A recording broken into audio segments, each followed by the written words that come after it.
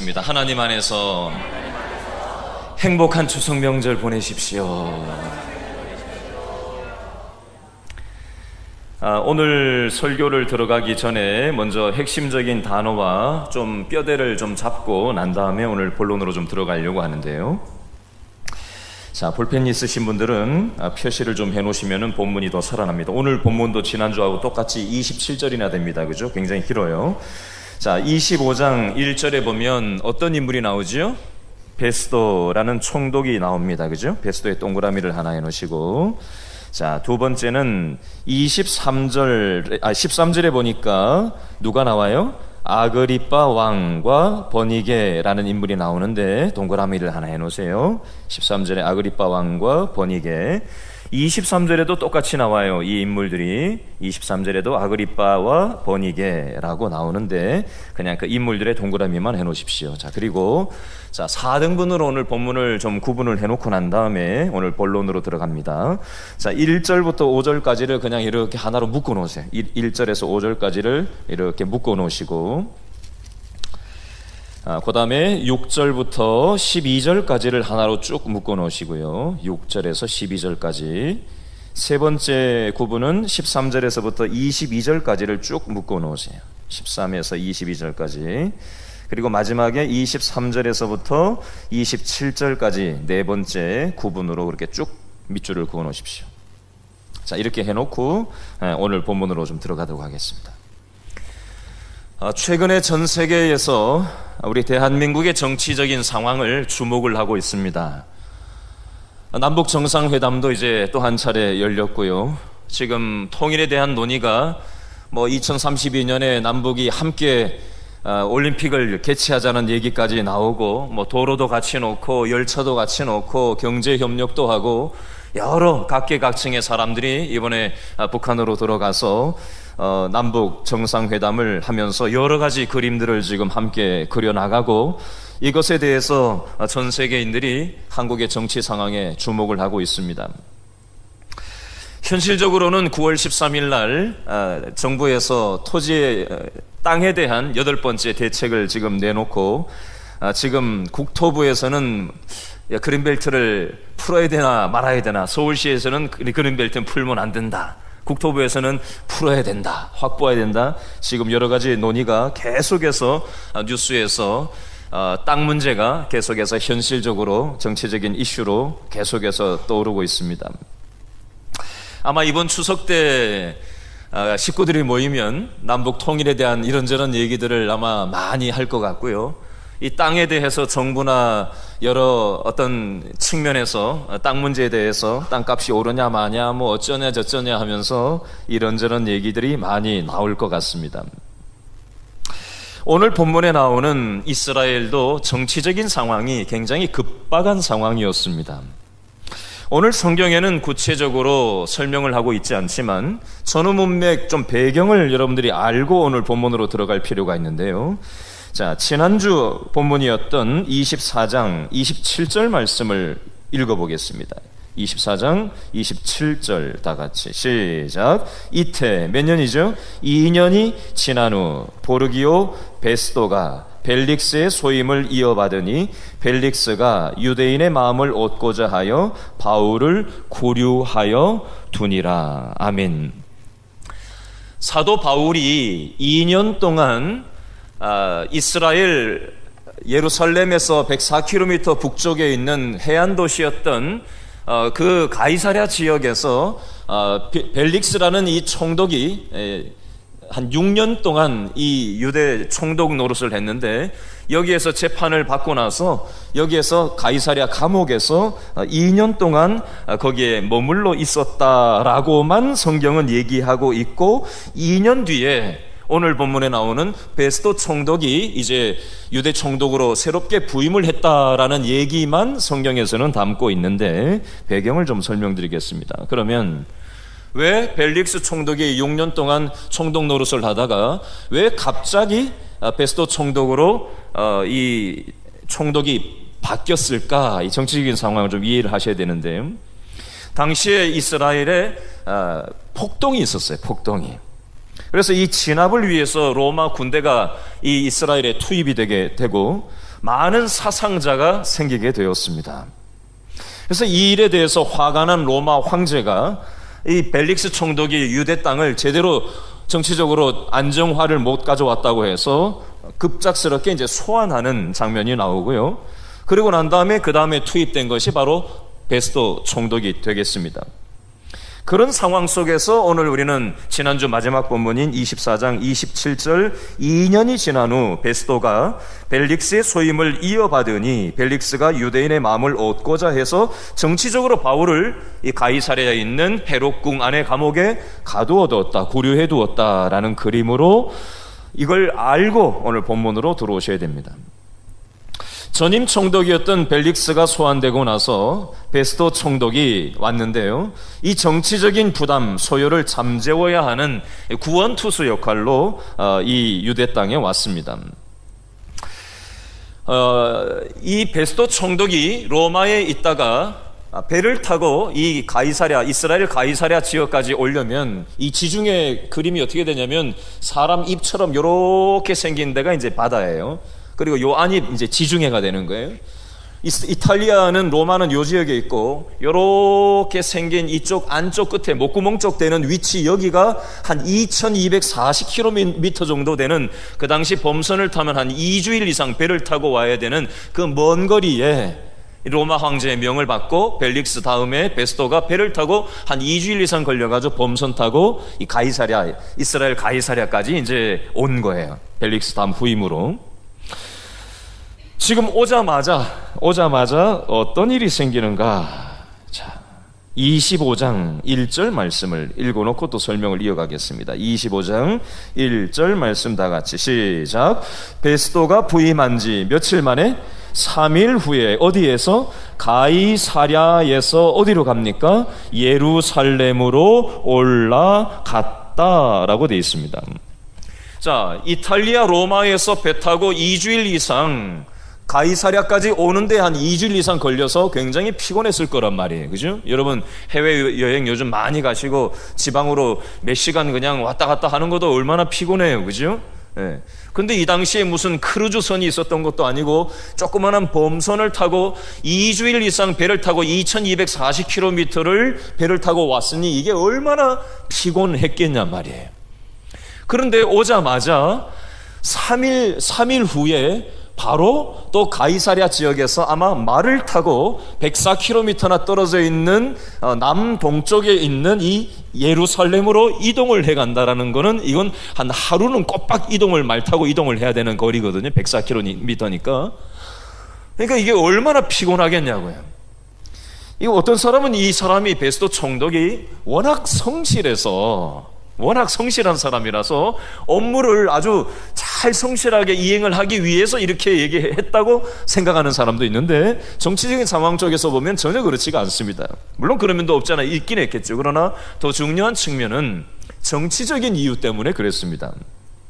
지금 지금 총독이 바뀌고 지금 폭동이 일어나고 사람들이 죽어나가고 지금 난리법석이 이 나라에서 일어난 거예요. 그래서 대표자인 총독이 이제 교체가 된 시기란 말이죠. 그러니까 이 새로운 베스도 총독이 민심을 수습하기 위해서 이스라엘의 중심이 되는 도시였던 예루살렘의 대표자들을 만나기 위해서 지금 25장 1절에 예루살렘으로 가는 장면이 나오고 있습니다. 거기 가서 2절에 누구를 만나는가? 자, 그 사람들은 또 어떻게 나오는가? 2절 말씀을 다 같이 읽어보겠습니다. 시작. 대제사장들과 유대인 중 높은 사람들이 바울을 고소할세. 자, 베스도 총독이 정치적인 안정을 가져오기 위해서 이스라엘의 최고 중심되는 산헤드린 공회 의원들인 한 71명으로 구성되어 있는 대표자들을 지금 만나고 있는 장면이 2절에 기록이 되어져 있습니다. 여러분, 새로 구청장이 된다든지 새로 시의원이 된다든지 새로 국회의원이 된다든지, 이게 또 되는 과정에서도 그렇지만 되고 나서 신임 부임해서 오면 어떻게 지역 주민들하고 잘 관계를 맺고 그 사람들 뜻을 잘 받들고 그렇게 해야 또 자기 정치 생명이 유지되고 이어질 수 있고 또 재선될 수 있잖아요. 그런 걸 정치인들은 생각을 하고 움직인단 말이에요. 지금 베스도 총독도 그걸 감안을 하고 유대인들의 마음을 얻기 위해서 최고 중심 인물들을 지금 만나는 장면들이 지금 여기 나오고 있는데, 근데 만나자마자 대뜸 이 유대인들의 지도자들이 뭘 요구하고 나서는 거예요? 바울을 고소하고 나서는 장면이 나오고 있습니다. 자, 이 유대 지도자들이 바울을 고소하는 그 속마음은 어떤 것이었을까요? 자, 3절 말씀 다 같이 읽어볼까요? 시작. 베스도의 호의로 바울을 예루살렘으로 옮기기를 청하니, 이는 왜 그래요? 길에 매복하였다가 바울을 죽이고자 함이더라. 아멘. 여러분, 이 표현은 오늘 처음 나옵니까? 2년 전에도 40명의 자객들이 내가 바울을 잡아 죽이기 전에는 먹지도 마시지도 않겠다라고 하는 이스라엘 그런 사람들이 있었단 말이에요. 근데 2년이라는 세월이 지났는데도 똑같은, 성경에 지난번에도 이거 본 것 같은데 이게 또 나오네. 2년이라는 시간이 지났지만 여전히 똑같이 이 40명의 사람들은 유대 핵심 지도자들과 함께 작당을 해서 바울을 여전히 죽이려고 하는 일들을 내려놓지 않고 여전히 그렇게 하고 있는 모습이 여기 지금 나오고 있습니다. 여러분, 이 부분을 가지고 우리가 조금 적용을 해서 이렇게 한번 생각을 해보면 좋겠습니다.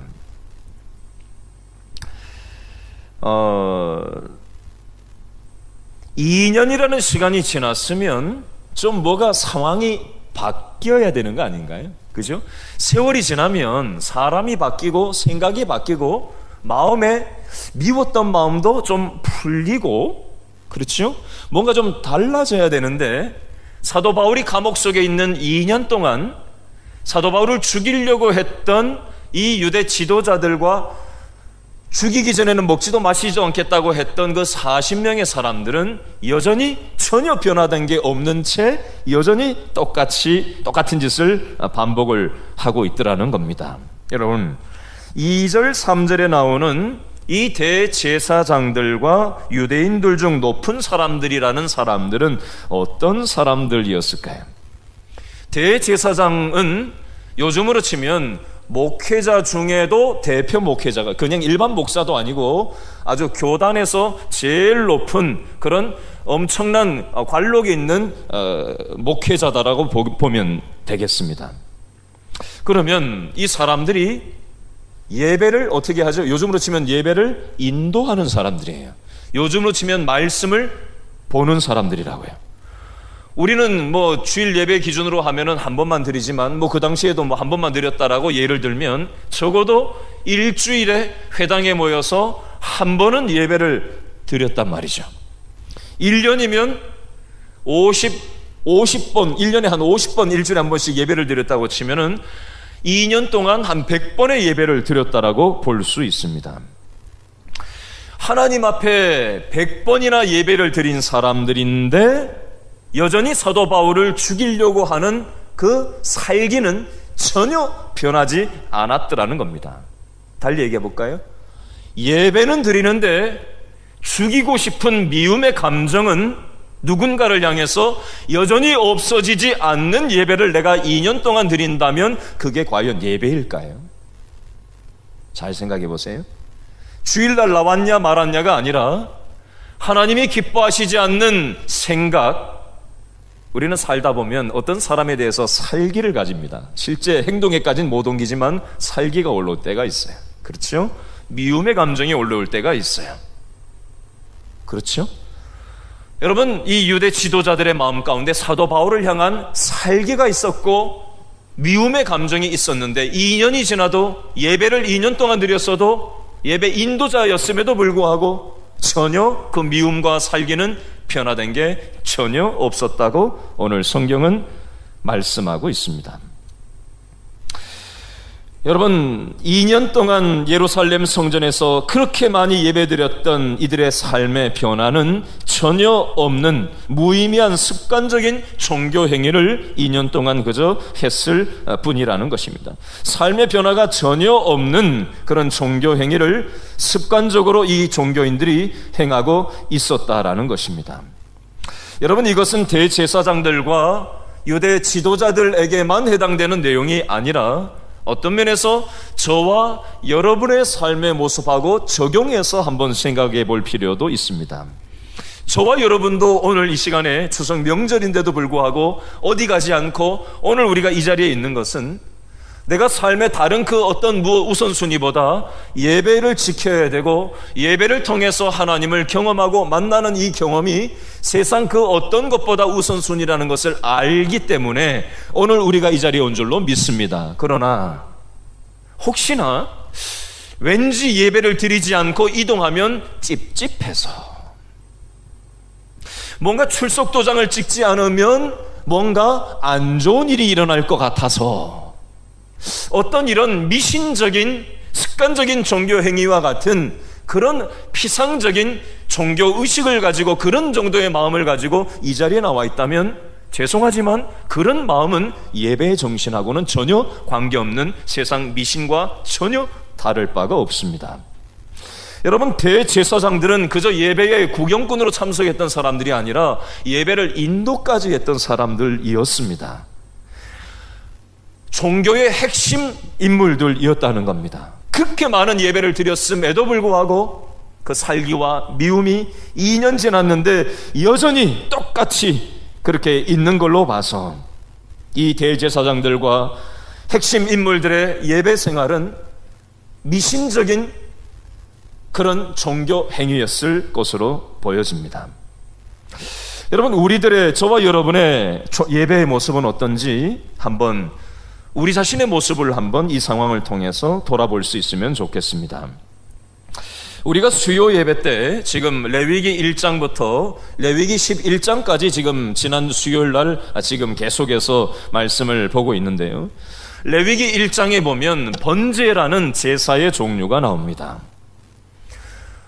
구약시대의 이 예배자들은 우리처럼 이렇게 앉아가지고 예배드리는 방식이 아니었고, 자기가 지난 한 주간 동안 지나온 삶에 잘못 죄가 있으면 짐승을 가지고 와서 그 짐승을 그냥 제사장한테 주고 안녕히 계세요 그러고 온 예배가 아니라 그 짐승을 갖다 놓고 자기가 칼 들고 자기가 직접 소를 손질을 다 하고, 그 손질하기 전에 어떻게 했냐면 자기 자신의 삶을 돌아보는 시간이 있어요. 내가 죄를 어떤 내가 누구한테 살기가 있었다든지 미움의 마음이 있었다든지 이런저런 하나님이 기뻐하시지 않는 죄된 생각과 마음과 잘못된 생활 방식이 있었다면 그것에 대해서 돌아보고 회개하는 마음으로 내가 죽어야 되지만, 내가 제물이 돼야 되지만 나 대신 소를 잡고 양을 잡고 염소를 잡고, 근데 잡는데 어떻게 잡냐면 자기가 직접 잡는 거예요.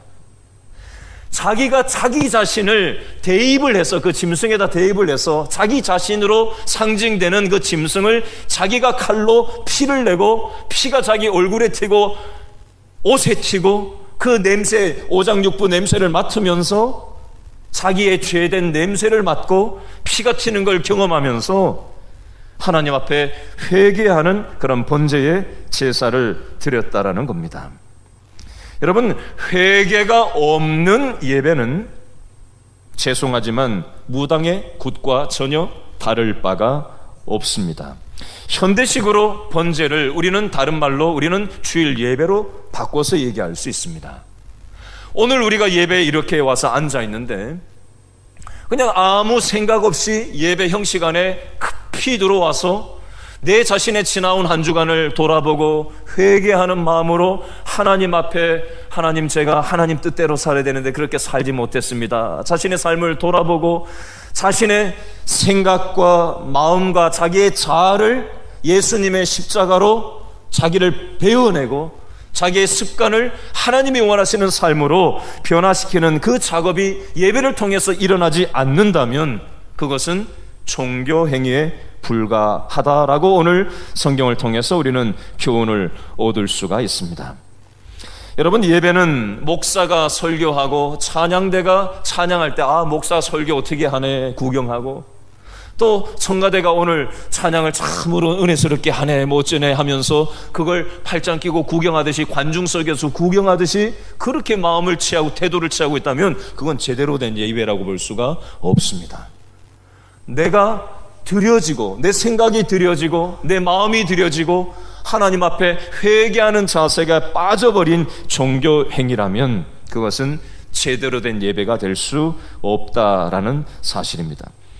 오늘 이 25장 1절부터 5절에 나오는 대제사장들과 유대 핵심 인물들이 2년이나 지났는데 2년 동안 이 사람들이 예배 생활을 했는데도 불구하고 여전히 살기가 없어지지 않고, 여전히 미움이 없어지지 않고, 여전히 하나님이 기뻐하시지 않는 삶의 변화가 일어나지 않았다라는 이 측면을 통해서 우리 자신의 모습을 한번 돌아볼 수 있었으면 좋겠습니다.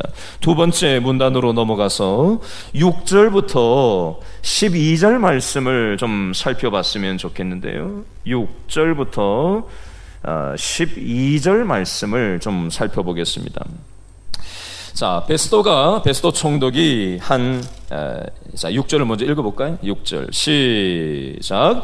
베스도가 그들 가운데서 8일 혹은 10일을 지낸 후에 가이사랴로 내려가서 이튿날 재판자리에 앉고 바울을 데려오라 명하니. 7절까지요. 그가 나오매 예루살렘에서 내려온 유대인들이 둘러서서 여러 가지 중대한 사건으로 고발하되 능히 증거를 댔어요 못 댔어요? 증거를 대지 못한지라. 아멘. 이 베스도 총독이 예루살렘에서 한 8일에서 한 10일 정도를 머물다가 올 때 이 유대 지도자들하고 함께 이 가이사랴 지역으로 같이 왔습니다. 같이 와서 그 다음날 바로 바울을 불러들여서 재판을 하는 장면이 나오는데, 예루살렘에서 왔던 이 사람 유대인들이 여러 가지로 바울이 이래서 잘못했다, 저래서 잘못했다, 저놈 죽여야 된다, 별가지 얘기를 막 법정에서 막 그냥 하는데 제대로 된 증거를, 물증을 하나도 대지 못했다라고 표현을 하고 있는 겁니다.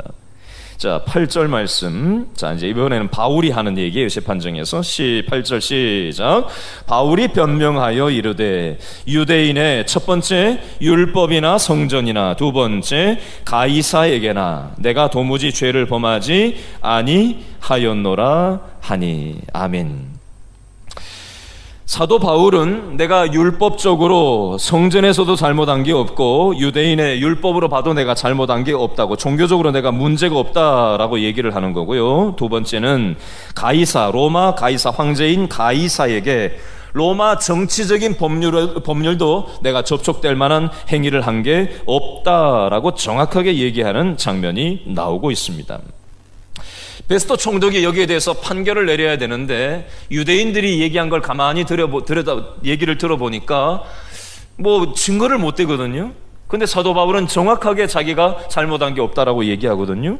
그러니까 베스도 총독이 눈치를 보면서 9절 말씀에 뭐라고 얘기하는가? 9절 다 같이 시작.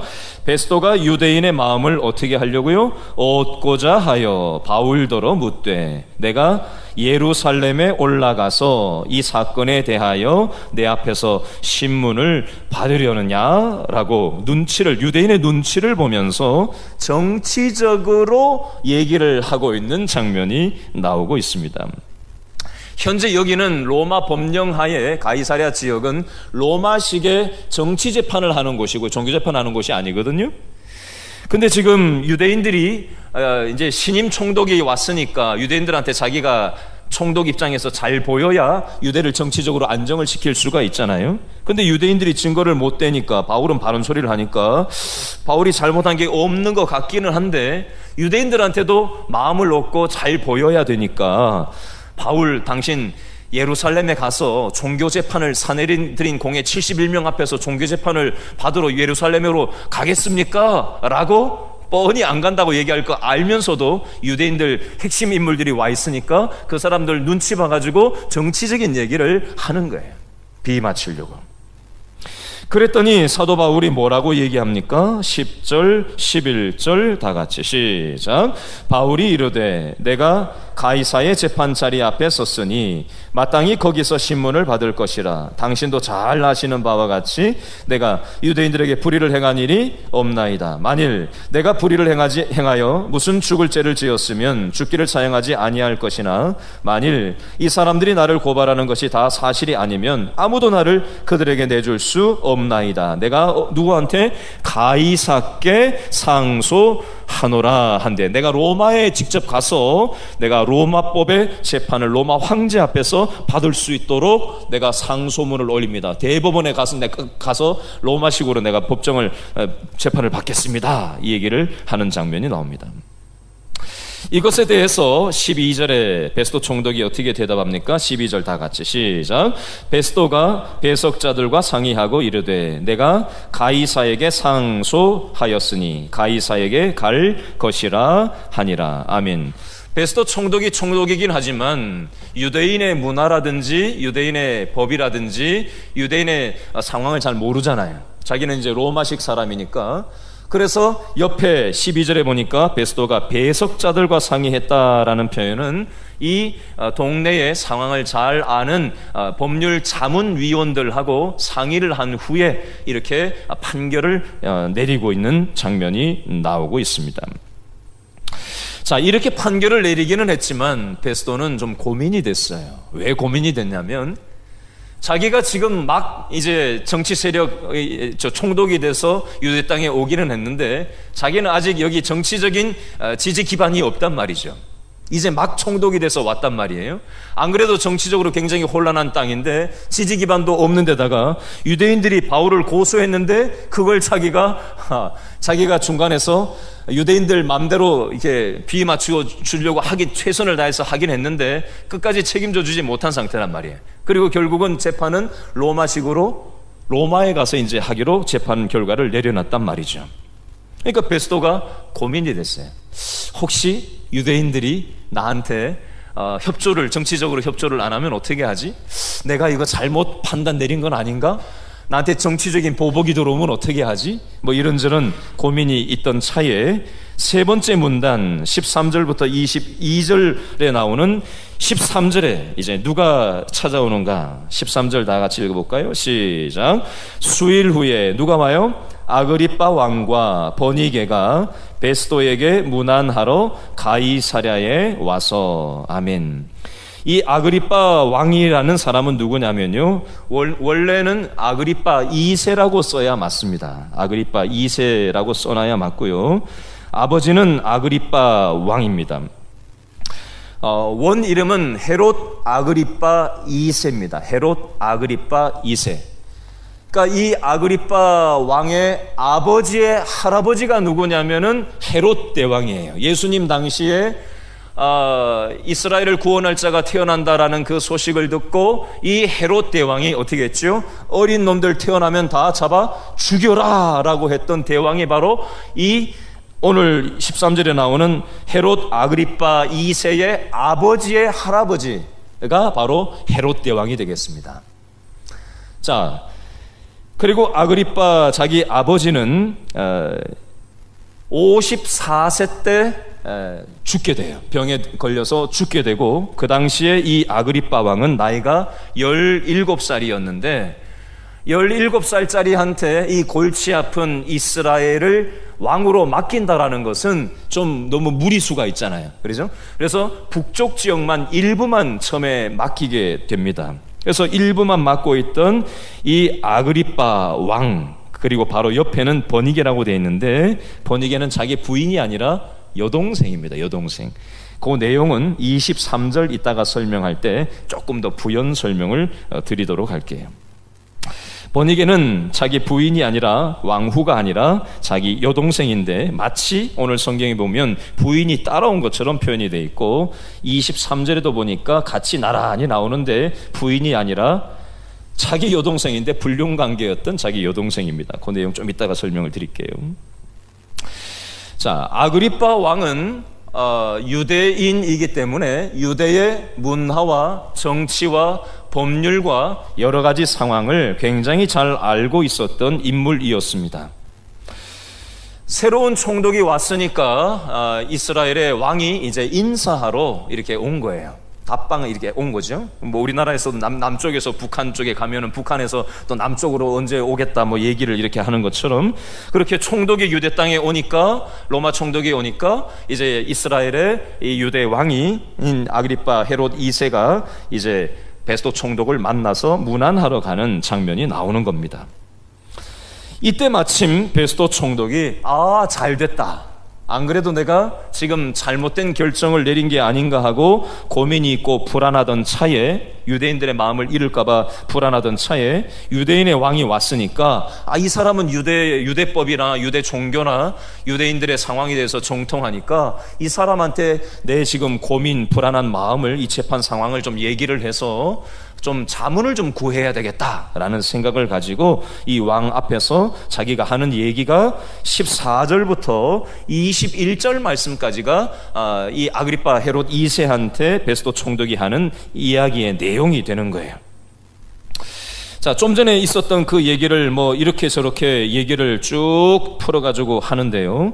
자, 18절에 보니까 18절 한번 읽어볼까요? 시작. 원고들이 서서 내가 짐작하던 것 같은 악행의 혐의는 하나도 제시하지 아니하고 19절. 오직 자기들의 종교와 또는 예수라 하는 이가 죽은 것을 살아있다고 바울이 주장하는 그 일에 관한 문제로 고발하는 것뿐이라. 아멘.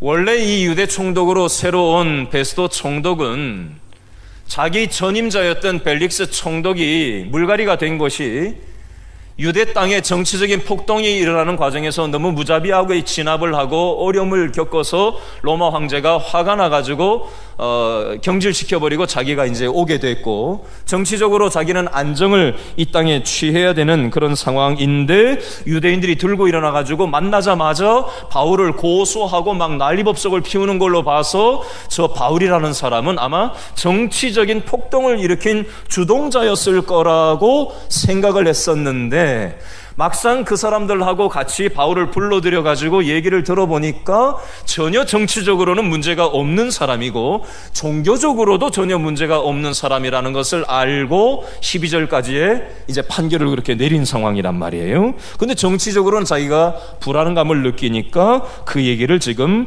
아그리빠 헤롯 2세 앞에서 지금 하고 있는 내용입니다. 19절 말씀은 약간 더 그 내용을 풀어놨죠. 사도 바울은 그저 자기들의 종교와 예수라 하는 이가 죽은 것을 살아있다고 바울이 주장하는 그저 종교적인 문제로 지금 고발당한 것뿐이지 저 사람 별로 잘못한 게 없는 사람처럼 내가 보여서 지금 가이사한테 가서 재판을 받는다고 해서 내가 그렇게 하라고 지금 재판 판결을 내렸는데 근데 내가 마음에 좀 불안하고 유대인들 때문에 눈치가 좀 보이는데 내가 지금 잘 결정한 게 맞습니까? 라고 지금 아그리빠 2세 헤롯 왕한테 얘기하는 장면이 되겠습니다. 이 얘기를 듣고 난 다음에 아그리빠 2세가 22절에 뭐라고 얘기하는가? 22절 다 같이 읽어볼까요? 시작. 아그리빠가 베스도 총독에게 이르되 나도 이 사람의 말을 듣고자 하노라. 베스도가 이르되 내일 들으시리다 하더라. 여러분, 아그리빠 2세가 왜 바울에게 관심이 갔을까요? 재판 때문에 관심이 갔을까요? 그게 아니었습니다.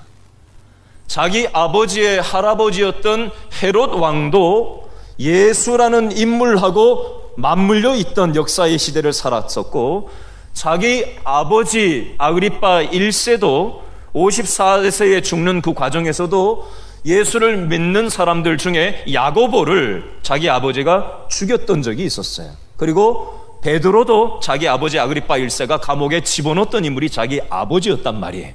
근데 병들어서 충이 먹어서 죽었다라고 그렇게 성경은 기록하고 있거든요. 사도행전 12장에 보면 어렸을 때 자기 할아버지 할아버지 얘기도 들었고 자기 아버지가 살아가는 모습도 들었고 예수 믿는 사람들이 있다라는 얘기도 들었고 그것을 반대했던 자기 할아버지 때와 자기 아버지의 삶의 결말을 자기는 다 보면서 성장을 했었단 말이죠. 근데 지금 예수가 십자가에서 죽고 끝난 인물이 아니라 그 예수가 살아났다고?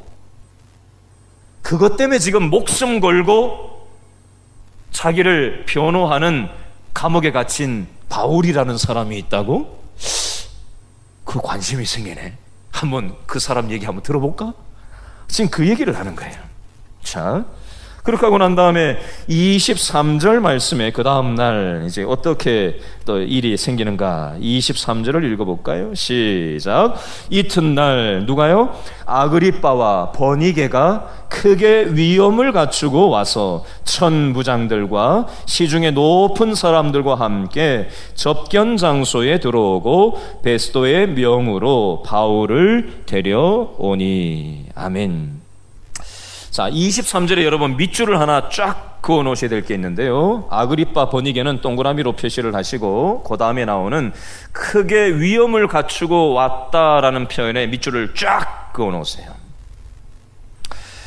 여러분 성경에는 그냥 쓰는 게 없습니다. 다 의도가 있고 뭔가 얘기하고자 하는 바가 있어서 굳이 표현을 강조해서 하고 있는 거예요. 아그리빠가 버니게가 그냥 왔다라고 표현하지 않고 크게 위엄을 갖추고 왔다라는 표현에는 뭔가 누가가 이 성경을 쓰면서 얘기하고 싶은 게 있는 거예요. 여러분 아까 전에는 아그리빠 왕에 대해서 설명을 잠깐 했는데 버니게에 대해서 잠깐 추가 설명을 하겠습니다. 아그리빠 1세에게는 3남매가 있었는데 첫째가 이 아그리빠 2세 아들이었고요. 그 다음에가 이 딸 버니게였고요. 작은 딸이 누구냐면은 지난주에 설명을 드렸던 벨릭스의 부인 24장 24절에 나오는 유대 여자 드루실라, 여기가 셋째 막내가 되겠습니다. 그렇게 3남매가 되는 거예요. 자, 근데 첫째 오빠인 이 아그리빠 1세와 이 버니게가 마치 부부처럼 같이 다니고 있는 데는 배경을 좀 보셔야 되는데요. 이 버니게는 첫째 남편하고 결혼을 했는데 남편이 사망을 했습니다. 둘째 남편이 누구였냐면 자기 삼촌하고 결혼을 했는데 친삼촌하고 결혼을 했는데 그 친삼촌이 또 사망을 했어요. 그래서 이 권력자가 사망을 하고 난 그 유산과 땅과 여러 가지 권력 이런 것들을 자기가 이제 가지고 있잖아요. 그죠? 그리고 결혼을 하지 않은 채 누구하고 근친상간을 했냐면 바로 같이 지금 쓰여져 있는 자기 친오빠인 아그리빠 2세하고 근친상간을 하면서 한 15년을 같이 지내게 됩니다.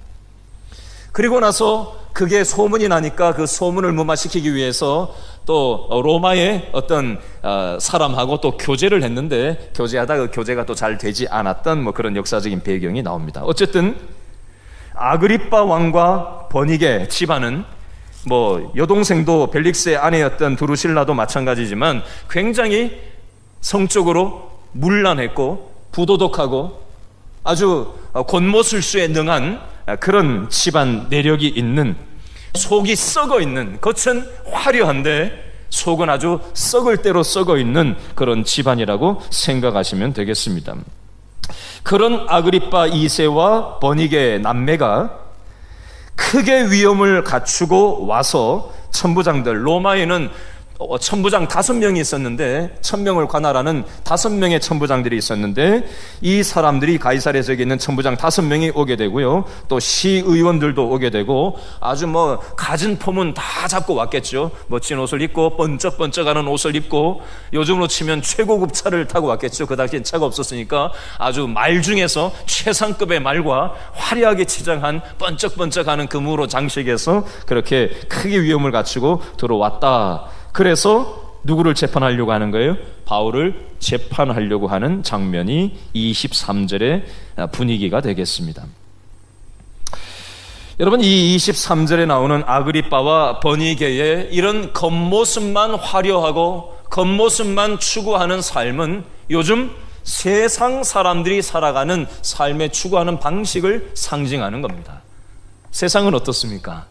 겉모습만 화려하고 번지르르하고 대단해 보이면, 명절에 만나면 너 출세했네 뭐 겉으로 드러나는 것만 얘기하잖아요. 사실 명절에 만나가지고 자기 속 얘기하는 사람이 있습니까? 없는 것도 지어가지고 잘난 척하고 많이 벌었다 그러고 성공했다라고 하는 그런 것만, 좋은 모습만 얘기하잖아요. 누가 오랜만에 만나는 사람한테 있는 얘기 없는 얘기 다 하겠어요. 사실 이 23절에 나오는 아그리빠 왕 1세와 2세와 버니게 속은 썩을 대로 썩어 있던 사람들이었어요. 근데 겉모습으로만 자기는 대단한 사람인 양 또 많은 사람들이 사실 존경했어요. 존경했다기보다는 앞에 보는 데서는 또 와 하고 박수 쳐주고 박수갈채를 쳐주고 그렇게 할 수밖에 없죠. 권력이 있는 사람들이니까. 그러니까 자기의 속은 싹 감춘 채 겉으로만 화려하게만 성공과 더 많은 것을 쥐고 그것을 누리고 그것을 더 흔드는 데만 관심 있는 겉모양에만 충실했던 삶을 살았던 사람이었습니다. 반면 사도 바울은 어땠을까요? 감옥에서 2년, 아니 그 이전에도 수년 동안 선교 사역을 하면서 자기가 뭐 피부 관리를 했겠어요? 무슨 겉모습을 꾸미고 좋은 옷을 입고 뭐 대단한 세상적인 것들을 갖고 이런 것에 관심이 있었던 삶이 아니었잖아요. 더군다나 최근 2년 동안은 감옥에 구류가 되어 있었고, 뭐 우리처럼 이라도 제대로 닦았을까요? 그 당시에, 그죠? 세수나 제대로 했을까요? 뭐 얼굴에 뭐 머리에 뭐라도 좀 발랐을까요? 옷이라도 제대로 입고 나왔을까요? 또 사도 바울은 성경에 보면은 외형이 워낙 볼품이 없는 사람이었다고 돼 있어요. 그런데다가 그런 삶을 세월을 살아왔으니 이 화려한 아그리빠 왕 2세와 버니게 또 시의원들 천부장 5명 앞에 선 이 바울의 모습은 굉장히 상대적으로 꾀죄죄하고 인간적으로 보기에는 되게 초라하고 몰골이 영 말이 아니었을 겁니다. 그러나 속사람은 어땠을까요? 속사람은 숱한 인생의 풍파와 어려움 속에서도 항상 당당하고 죽는 것을 두려워하지 않고 한 건 했다고 정확하게 얘기하지 하고 하지 않았다는 것은 정확하게 하지 않았다고 얘기하는 믿음의 당당함이 있었고, 하늘의 부요함과 하늘의 풍성함을 경험하면서 아마 눈에 반짝반짝하는 그런 생명력이 감도는 그런 속사람이 강건한 그런 사도 바울의 모습이었을 것입니다. 사실 사도 바울이 이 속사람이 썩을 대로 썩어져 있는 아그리빠 왕과 버니게를 사실 재판을 해야 맞는데, 오히려 반대로 아그리빠 왕과 버니게와 이 베스도 총독이 사도 바울을 앉혀놓고 자기들은 더러운 짓을 할 걸 다 하면서 잘못도 없는 사도 바울을 앉혀놓고 재판을 한답시고 이렇게 하고 있는 모습이 나와 있습니다. 여러분, 우리는 성경을 보면서 항상 나는 사도 바울 편 이렇게 생각을 합니다. 나는 저렇게 나쁜 아그리빠 왕 같지 않고, 나는 저런 버니게 같지 않고, 나는 벨릭스 같지 않다라고 우리는 성경을 보는 경향이 있는데, 우리는 성경을 보면서 바울 같은 면이 일부 있을 수도 있고, 또 나에게도 버니게 같은 욕망을 향해서 살아가고 있는 면이 있을 수 있다라는 점 우리는 생각하면서 성경을 봐야 됩니다.